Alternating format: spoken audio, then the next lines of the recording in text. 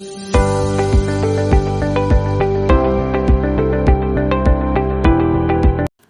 Guys, समृद्धि civil services में आप सभी का स्वागत है। आज हमारा पार्ट 5 है। पार्ट 5 में हम बात करेंगे भारतीय संविधान की अनुसूची के बारे में। आप सभी को पता है कि ये एक ऐसा टॉपिक है, यहाँ से प्रत्येक एग्जाम में एक क्वेश्चन जरूर पूछा जाता है। जिस एग्जाम में भारतीय संविधान से रिलेटेड क्वेश्चन आता है उस एग्जाम में यहाँ से क्वेश्चन जरूर पूछा जाता है। क्वेश्चन का लेवल क्या है ये एग्जाम पर डिपेंड करता है कि आप किस चीज़ का एग्जाम दे रहे हैं। तो समय का ध्यान रखते हुए हम लोग स्टार्ट करते हैं। तो ध्यान रखना कि जो हमारी पहली अनुसूची है इसके अंतर्गत क्या क्या आता है। ठीक है, एक चीज़ ध्यान रखना और कि जो बच्चे यूपीपी की तैयारी कर रहे हैं, ठीक है, यूपीपी की तैयारी कर रहे हैं, एक बार कॉन्टैक्ट जरूर करें। मैं बता रहा हूँ 100% सिलेक्शन की गारंटी है। आप अच्छे से तैयारी करोगे और आपका सिलेक्शन इस बार ज़रूर होगा। ठीक है, तो चलिए स्टार्ट करते हैं। हमारी जो पहली अनुसूची है, प्रथम अनुसूची है, इसके अंतर्गत क्या क्या है। इसमें भारतीय संघ के घटक राज्य एवं संघ शासित क्षेत्रों का उल्लेख है। आप यहीं पे समझ लीजिएगा, इसमें संघ के घटक राज्य, आप नॉर्मल समझिए कि राज्य एवं संघ के बारे में बताया गया है। राज्य एवं, यहाँ पे आप ध्यान से देखिए, एक मिनट यहाँ से समझिए, राज्य एवं संघ के बारे में बताया गया प्रथम अनुसूची में। ठीक है, अब देखते हैं अगला नोट कुछ है कि संविधान के 69वें संशोधन के द्वारा, संविधान के जो 69वां संशोधन था उसके द्वारा दिल्ली को राष्ट्रीय राजधानी क्षेत्र का दर्जा दिया गया। मतलब कि यह है कि जो भारत की राजधानी क्या है, नई दिल्ली है। ठीक है, भारत की राजधानी नई दिल्ली है। ये किस संशोधन के द्वारा जोड़ी गई थी? तो ये जोड़ी गई थी 69वें संशोधन के द्वारा। ठीक है, चलो अगला देखते हैं। अगली हमारी है दूसरी अनुसूची। दूसरी अनुसूची में क्या क्या चीज़ें हैं इंपॉर्टेंट है, ध्यान रखना कि इसमें भारतीय राज्य व्यवस्था के विभिन्न पदाधिकारियों, कहने का मतलब इसके अंदर जो भारतीय राज्य व्यवस्था है उसके कुछ अधिकारी हैं, जैसे कि राष्ट्रपति हो गया, राज्यपाल हो गया, लोकसभा अध्यक्ष हो गया और उपाध्यक्ष हो गया, राज्यसभा के सभापति एवं उपसभापति। ठीक है, और विधानसभा के अध्यक्ष हो गए और उपाध्यक्ष हो गया, विधान परिषद के सभापति एवं उपसभापति। मानिए आप ये समझ के चलिए जो न्यायालय हो गए उसके जो वो महालेखा परीक्षक हो गए, इन सभी केस में वेतन भत्ते और पेंशन का उल्लेख है। किस अनुसूची में? ठीक है, किस अनुसूची में? तो दूसरी अनुसूची में। ठीक है, किस चीज़ का उल्लेख है? सबसे पहले वेतन और भत्ते का और पेंशन का। ठीक है, वेतन भत्ते और पेंशन का उल्लेख किस में है? तो वो दूसरी अनुसूची में है। चलिए आगे देखते हैं तीसरी अनुसूची। तीसरी अनुसूची में क्या है, ध्यान से देखना। ठीक है, तीसरी अनुसूची में इसमें विभिन्न पदाधिकारियों, वही बात है जैसे मंत्री हो गया, उच्चतम न्यायालय उच्च न्यायालय के न्यायाधीश हो गए, द्वारा पद ग्रहण के समय ली जाने वाली शपथ का उल्लेख है। तीसरी अनुसूची में एग्जाम में पूछे जाएगा सीधे कि तीसरी अनुसूची में किस चीज़ का वर्णन है, तो सीधे आपको बताना है शपथ। ठीक है, सीधे शपथ का वर्णन है तीसरी अनुसूची में। चलिए आगे देखते हैं। अगली हमारी अनुसूची है चौथी अनुसूची है। चौथी अनुसूची है, इसमें क्या क्या वर्णित है कि इसमें विभिन्न राज्यों तथा संघीय क्षेत्रों की राजभाषा में प्रतिनिधित्व का विवरण है। ठीक है, ये बात ध्यान रखना। आगे देखते हैं पाँचवीं अनुसूची। चौथी अनुसूची बहुत कम पूछी जाती है, पाँचवीं अनुसूची थोड़ा इंपॉर्टेंट है। इसमें विभिन्न अनुसूचित क्षेत्रों और अनुसूचित जनजाति के प्रशासन और नियंत्रण के बारे में उल्लेखित है। ठीक है, ये थोड़ा इंपॉर्टेंट है, ये अगली बार पूछी भी गई थी। अगली देखते हैं छठी अनुसूची। ठीक है, छठी अनुसूची देखते हैं, एग्जाम की दृष्टि मोस्ट इंपॉर्टेंट है। ठीक है, ये यूपीएसआई का जो एग्ज़ाम हुआ था, यूपीएसआई के एग्ज़ाम में ये क्वेश्चन यहाँ से पूछा गया था। ठीक, पूछा गया था कि इसमें असम, मेघालय, त्रिपुरा और मिजोरम राज्यों के जनजातीय क्षेत्रों के प्रशासन के बारे में प्रावधान है। मतलब कुछ राज्य हैं पूर्वोत्तर भारत के। ठीक है, कौन कौन से राज्य, ध्यान रखना। सबसे पहले मेघालय, त्रिपुरा और मिजोरम है। यहाँ की तो जनजातीय वह एक जनजाति होती है, इनके क्षेत्र है, उसके वहाँ का प्रशासन के बारे में छठी अनुसूची में दर्शाया गया है, कि वहाँ का कुछ नियम अलग होता है। चलिए देखते हैं अगला क्वेश्चन। अगली अनुसूची है सातवीं अनुसूची। सातवीं अनुसूची में क्या चीज़ है, इसमें केंद्र एवं राज्यों के बीच शक्ति के बंटवारे के बारे में बताया गया है। सातवीं अनुसूची में आप यही समझ लीजिए कि सातवीं अनुसूची में जो है वो केंद्र, आप इतना समझिए, केंद्र और राज्य के बंटवारे के बारे में बताया गया है। ठीक है, केंद्र के पास कैसी शक्तियाँ हैं और राज्य के पास कैसी शक्तियाँ हैं, इंपॉर्टेंट क्वेश्चन है। ठीक है, तथा इसी अनुसूची में सरकारों द्वारा शुल्क एवं कर लगाने के अधिकारों का उल्लेख है। ठीक, अब एक चीज़ ध्यान रखना, यहाँ से एक डायरेक्टली क्वेश्चन पूछ लेता है कि सरकारों द्वारा कर लगाने का प्रावधान किस अनुसूची में है। ठीक है, तो 7वीं अनुसूची है, ध्यान रखना, यह 7वीं अनुसूची है। ठीक है, और इसके अंतर्गत 3 सूचियाँ आती हैं। कौन कौन सी सूचियाँ हैं? तो नंबर 1 संघ सूची है, राज्य सूची है और समवर्ती सूची है। अब देखते हैं आगे संघ सूची के बारे में कि संघ सूची में क्या क्या चीज़ें हैं। ठीक है, देखते हैं अगला हम संघ सूची। ध्यान रखना, इस सूची में दिए गए विषय पर केंद्र सरकार कानून बनाती है। मतलब है जो संघ सूची है इस पर भारत सरकार जो है वो कानून बनाती है, भारत सरकार कानून बनाती है।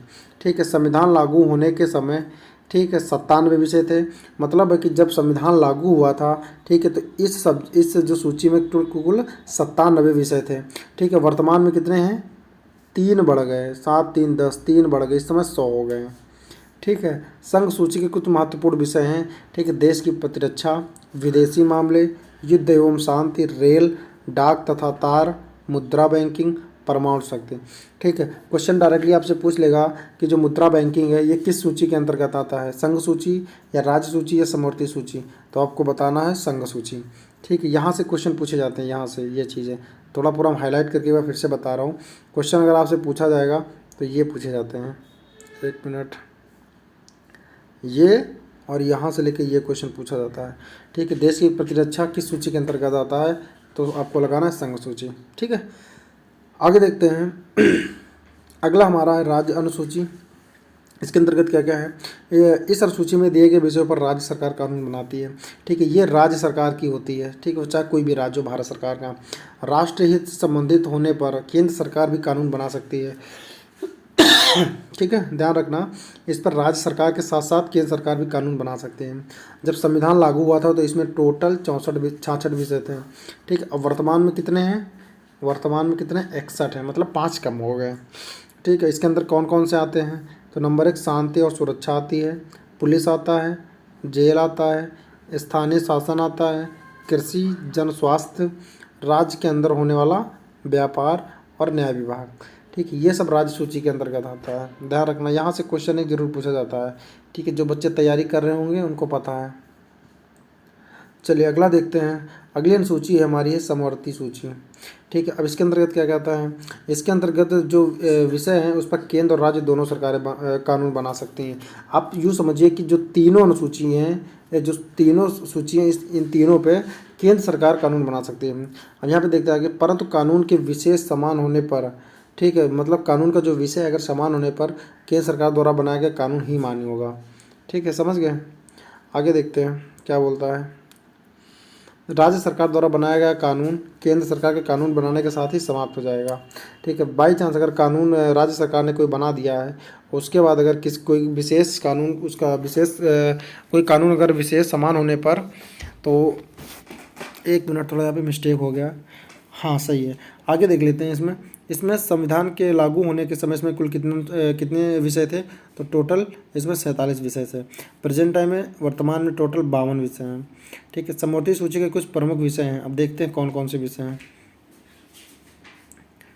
नंबर 1 दीवानी और फौजदारी। ठीक है, कानून एवं प्रक्रिया।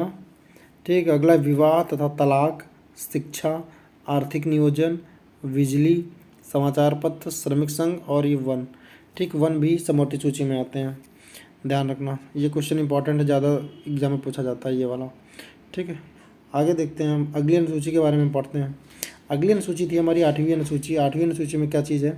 8वीं अनुसूची में क्या आ गया? इसमें भारत की 22 भाषाओं का उल्लेख है। 8वीं अनुसूची में 22 भाषाओं का उल्लेख है बस। ठीक, अब देखते हैं कौन सी भाषा कब जोड़ी गई। मूल रूप से 8वीं अनुसूची में 14 भाषाएं थी। मतलब जो संविधान का निर्माण हुआ, ठीक है, तो संविधान में कुल कितनी भाषाएं थी? 14 भाषाएं थी। ठीक है, ध्यान रखना। अब कब कौन सी जोड़ी की ये भी ध्यान रखते हैं। 1967 ईस्वी में 21वां संविधान संशोधन जब हुआ तब सिंधी को जोड़ा गया था। ठीक है, एक चीज़ ध्यान रखना, थोड़ा सा 1 मिनट। ठीक है, इसको साफ कर देता हूँ। चलो थोड़ा यहाँ से देखना। जब 21वां संशोधन हुआ था, 21वां संविधान संशोधन हुआ था, तब सिंधी को जोड़ा गया था। ठीक है, तब सिंधी को जोड़ा गया था। ठीक है, और 1992 जब संशोधन हुआ था, ठीक है, और तब 1992 ईस्वी में 71वां जब संविधान संशोधन हुआ तो कोंकणी, मणिपुरी तथा नेपाली को जोड़ा गया। ठीक है, और उसके बाद 2003 में जब 92 संशोधन हुआ 2003 में 92वां संविधान संशोधन हुआ था, तो इसमें मैथिली, संथाली, डोगरी एवं बोडो को 8वीं अनुसूची में जोड़ा गया है। इस प्रकार टोटल 22 भाषाएं हैं। चलिए आगे देखते हैं। अगली अनुसूची हमारी 9वीं अनुसूची, ठीक है। 9वीं अनुसूची में यह एक संविधान संशोधन अधिनियम 1951 ईस्वी के तहत जोड़ी गई है, ठीक है। यह अनुसूची कब जोड़ी गई? तो यह अनुसूची 1951 में जोड़ी गई, इतना समझ लीजिए। इसके अंतर्गत राज्य द्वारा संपत्ति के अधिग्रहण की विधियों का उल्लेख है, ठीक है। वर्तमान में अनुसूची में 284 अधिनियम है, ठीक है। 9वीं अनुसूची में कुल कितने अधिनियम है? 284 अधिनियम है। ये चीज़ ध्यान रखना, बस इतना इंपॉर्टेंट है। यूपीपी के बच्चे जो तैयारी कर रहे हैं, बट ये चीज़ ध्यान रखना बस, ठीक है। चलिए आगे देखते हैं 10वीं अनुसूची के बारे में। 10वीं अनुसूची में क्या चीज़ है? संविधान में 52वें संशोधन 1950 ईस्वी के द्वारा जोड़ी गई थी। 10वीं अनुसूची कब जोड़ी गई थी? तो 52वें संविधान संशोधन द्वारा 1950 में जोड़ी गई थी। इसे दल बदल से संबंधित प्रावधानों का उल्लेख है। ये क्वेश्चन बस यहीं से पूछ लेगा कि दल बदल संबंधित प्रावधान किस अनुसूची में है? दल बदल संबंधित प्रावधान 10वीं अनुसूची में है। चलिए आगे देखते हैं। अगला हमारा है 11वीं अनुसूची, ठीक है। इसके अंतर्गत देखते हैं 11वीं अनुसूची जो है ये 73वें संविधान संशोधन द्वारा जोड़ी गई थी। 73वें संविधान संशोधन 1993 में जोड़ी गई थी, ठीक। इसमें पंचायती राज संस्थाओं को कार्य करने के लिए 29 विषय प्रदान किए गए हैं, ठीक। कुल कितने विषय प्रदान किए गए? 11वीं अनुसूची में 29 विषय प्रदान किए गए हैं। ध्यान रखना, यूपीपी वाले बच्चे जो तैयारी कर रहे हो, बहुत इंपॉर्टेंट टॉपिक है, ठीक। अगला और लास्ट हमारा 12वीं अनुसूची, क्योंकि कुल कितनी अनुसूचियाँ हैं? 12 अनुसूचियाँ हैं, ठीक है। जहाँ अनुसूचित संविधान में, मतलब अनुसूचित संविधान में 74वें संशोधन द्वारा 1993 के तहत जोड़ी गई थी, ठीक है। 12वीं अनुसूची 74वें संविधान संशोधन द्वारा 1993 में जोड़ी गई थी। इसमें शहरी क्षेत्र की स्थानीय स्वशासन संस्थाओं को कार्य करने के लिए 18 विषय प्रदान किए गए हैं, ठीक है। 12वीं में 18 हैं और 11वीं में 29 हैं, ठीक है। तो गाइस लगभग 12वीं अनुसूची के बारे में मैंने बता दिया। थोड़ा समझाने में अगर मिस्टेक है, क्योंकि इसमें थोड़ा थके ज़्यादा है, ठीक है। बाकी आप अपने हिसाब से पढ़ लीजिएगा जो भी चीज़ें, अगर एक बार आप इसको अच्छे से पढ़ लोगे, ठीक है, पूरा का पूरा टॉपिक कंप्लीट हो जाएगा अनुसूची से। अभी इससे ज़्यादा डीप कुछ भी नहीं है।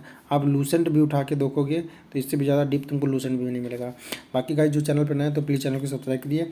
हमारा जो कल का टॉपिक रहेगा, ठीक है, कल का टॉपिक है देशी रियासतों का भारत में विलय, ठीक है। किसने कराया था, क्या क्या रणनीति रही थी, ये हमारा पार्ट 5 है, ठीक है। पार्ट 6 में इसके बारे में हम बताएंगे, पार्ट 6 में, ठीक है गाइस। तो मिलते हैं अगले वीडियो में। Subscribe now and press the bell icon, never miss an update.